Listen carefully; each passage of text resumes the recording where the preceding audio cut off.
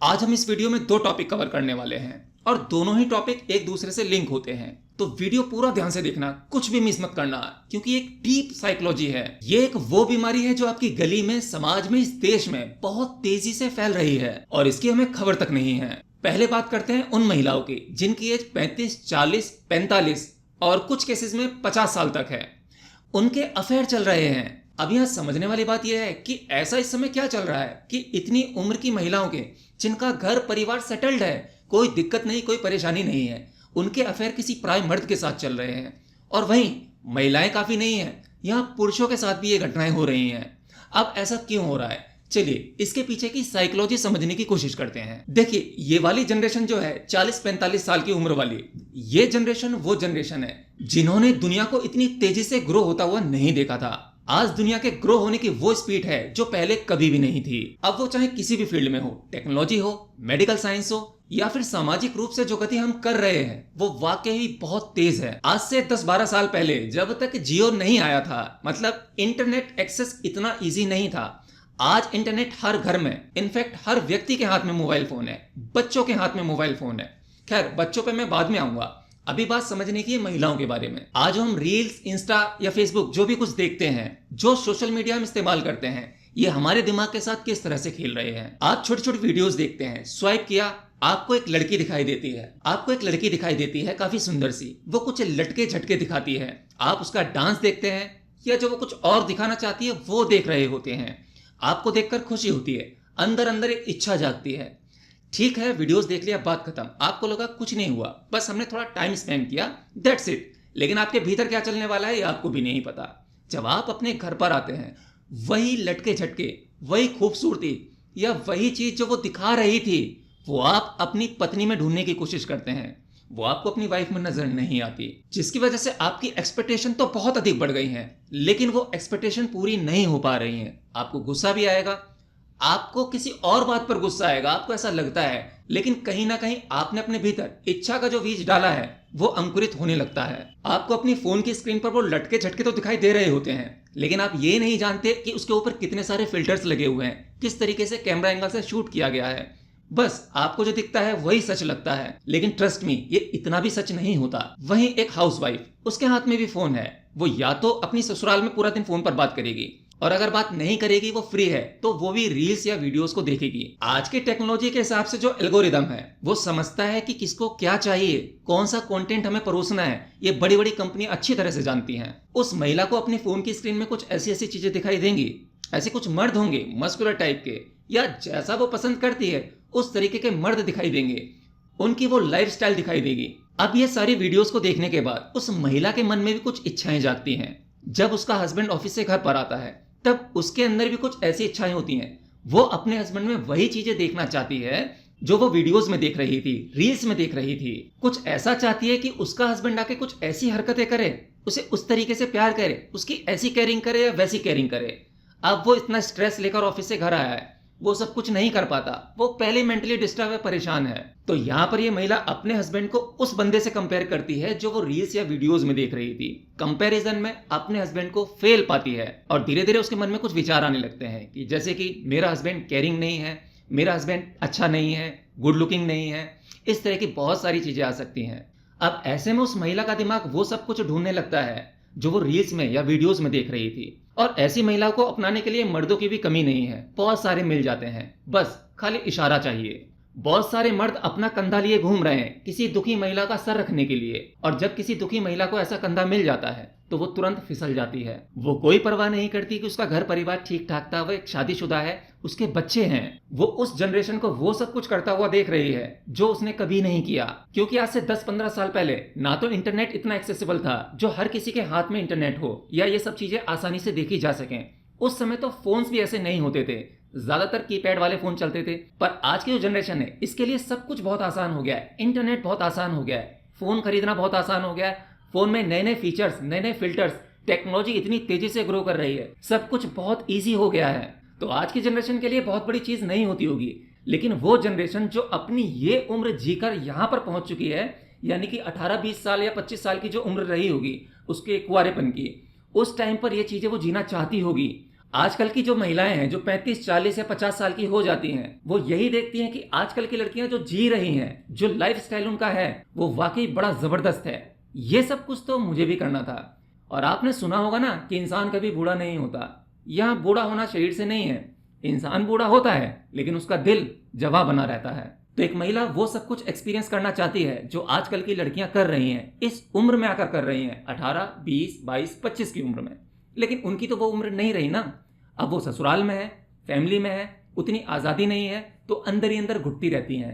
बस उन्हें एक मौका मिल जाए और थोड़ी सी आज़ादी। आपको पता भी नहीं है कि किस तरह से आज इंटरनेट हमारे दिमाग के साथ खेल रहा है। आपको लगता है आप केवल कुछ वीडियोस तो देख रहे हैं, टाइम पास कर रहे हैं। नहीं, हर एक वीडियो आपके दिमाग पर गहरा असर डालती है। आप इसे ऐसे समझो कि आपका दिमाग वीडियो के अकॉर्डिंग किस तरह से स्विच करता है। आप एक वीडियो देख रहे हो प्रेमानंद महाराज जी की या किसी और महापुरुष की, वीडियो देखी, काफी ध्यान से सुना और समझने की कोशिश की, आपके अंदर वैराग्य जाग जाता है। आप सन्यासी बनना चाहते हैं। दुनिया संसार आपको नाटक लगने लगता है, बेकार लगने लगता है। सब लगता है कि सब बेकार की चीजें, इतनी टेंशन लेनी ही क्यों है, सब कुछ अच्छा चल रहा है, बस भक्ति करो और बहुत ज्यादा आध्यात्मिक हो जाओ।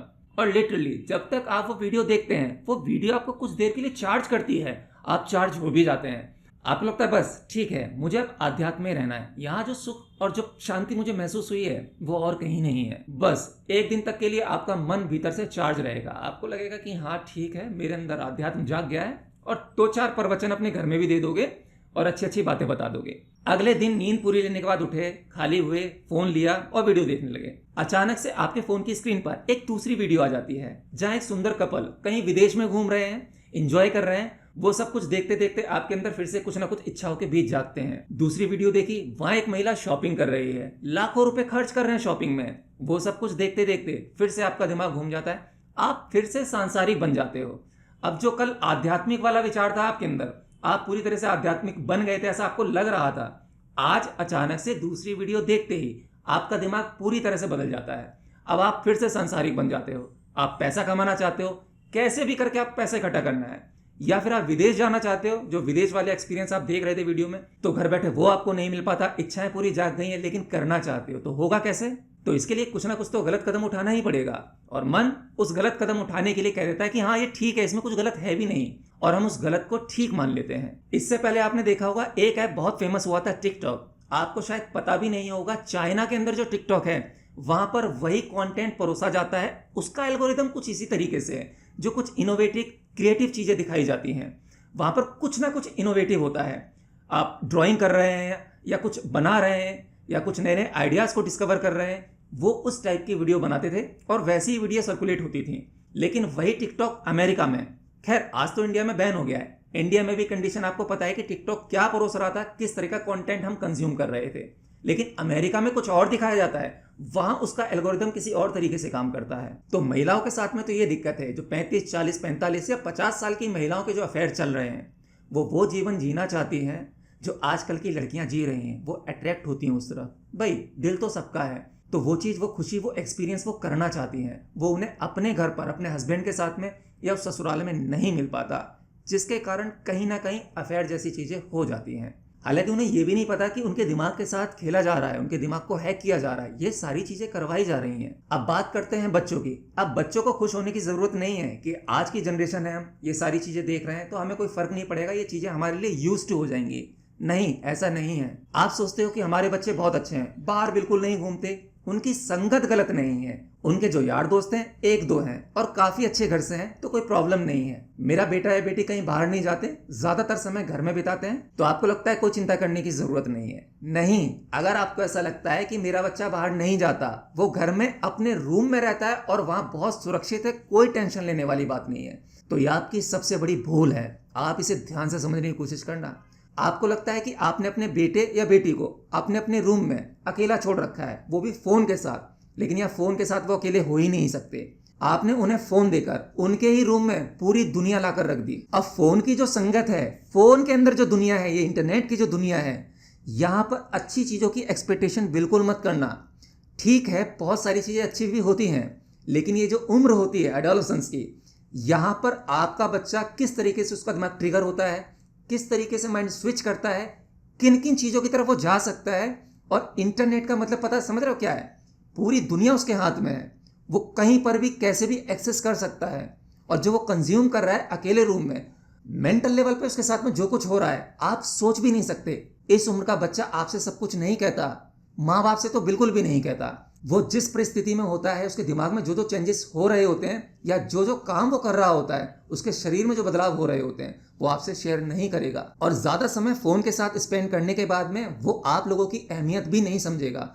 उसे आप लोगों की ज़रूरत नहीं होगी, क्योंकि उसकी दुनिया, उसके इमोशंस उस फोन के साथ में जुड़ जाते हैं, इंटरनेट सोशल मीडिया के साथ में जुड़ जाते हैं। अब वही सोशल मीडिया उसके लिए अपना हो जाता है, जिससे वो इमोशनली अपने पेरेंट्स के साथ में कनेक्ट नहीं हो पाता। तो माँ बाप ना भी हो तो कोई फर्क नहीं पड़ता। ज्यादा समय सोशल मीडिया के साथ बिताने पर वहाँ बहुत सारी चीजें, बहुत सारी चैट्स ऐसी होती हैं, या वो किससे बातें कर रहा है, किस तरह के लोग हैं, अननोन लोग हैं, फेसबुक हो या इंस्टा हो, वो वीडियोस देख रहा है, लाइक कर रहा है, किसी तरीके से कहीं ना कहीं कांटेक्ट भी हो जाता है। वो किस मुसीबत में फंस सकता है आपको नहीं पता। ऐसे में अगर जो थोड़ा सा भी स्ट्रेस होता है तो उसके अंदर जो चेंजेस हो रहे हैं उसकी बॉडी में, उसके कारण वो कोई भी गलत कदम उठा सकता है, कोई भी गलत फैसला ले सकता है। आप देखो आजकल के बच्चों को जरा सा डांट दो तो उसको झिलता नहीं है, वो टेंशन में आ जाता है। स्कूल में अगर उसकी टीचर उसे थोड़ा सा डांट देती है तो वो अगले दिन स्कूल जाने से मना करता है। मतलब स्कूल में टीचर की थोड़ी सी डांट, थोड़ा सा स्ट्रेस नहीं झेल पा रहा है, क्योंकि इसका दिमाग जो आर्टिफिशियली वो एक तरह से सोशल मीडिया क्रिएट कर रहा है, उसको सोशल मीडिया या इंटरनेट उस तरीके से डेवलप कर रहे होते हैं।